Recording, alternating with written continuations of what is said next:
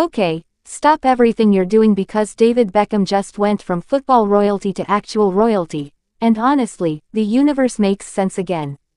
The man who bent it like Beckham is now officially Sir David Beckham, knighted by King Charles himself at Windsor Castle, and if you're not emotional about this, do you even have a pulse? Let me paint you a picture. David Beckham, the guy who made Frosted Tips a cultural movement in the early 2000s, who married a Spice Girl and somehow made that the second most impressive thing about him, just knelt before King Charles and walked away with a knighthood.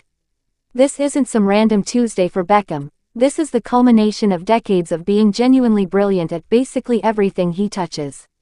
We're talking about a man who didn't just kick a ball really well, he turned himself into a global icon, a philanthropist, and apparently, someone worthy of the word, Sir, in front of his name. Now, let's talk about why this actually happened, because it's not just about those legendary free kicks that made grown men weep. Sure, Beckham was incredible for Manchester United and England, but the knighthood recognizes something bigger. This man was instrumental in bringing the 2012 Olympics to London, which if you remember, was one of the most spectacular sporting events in modern history. He didn't just show up for a photo op, he actively campaigned, put his name and reputation on the line, and helped make it happen. That's main character energy at its finest. But wait, there's more, because Beckham's been a UNICEF ambassador for 2 decades.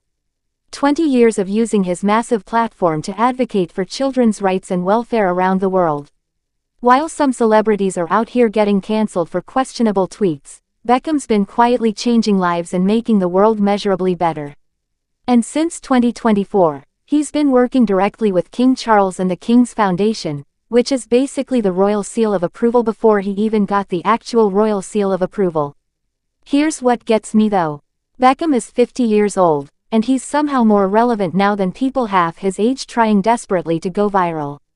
The man has mastered the art of staying iconic without ever being thirsty about it.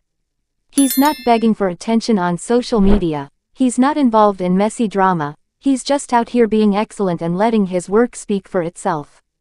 Revolutionary concept, I know. The ceremony itself must have been absolutely surreal. Picture this, Windsor Castle, all that royal pageantry, King Charles with a sword, and David Beckham probably looking more nervous than he did taking that penalty kick in Euro 2004. But he earned every single second of that moment. From a working-class kid in East London to Sir David Beckham, that's not just a glow-up, that's a whole different stratosphere. So what's the takeaway here? Talent opens doors, but legacy keeps them open. Beckham didn't just rest on being a football legend, he built something bigger, something lasting, something that actually matters beyond trophies and endorsements. If you're as obsessed with this story as I am, smash that like button, subscribe to Gossip Galaxy for your daily dose of celebrity news that actually hits different, and drop a comment telling me which celebrity deserves a knighthood next. We've got more tea to spill, so stick around because we never sleep and neither should you.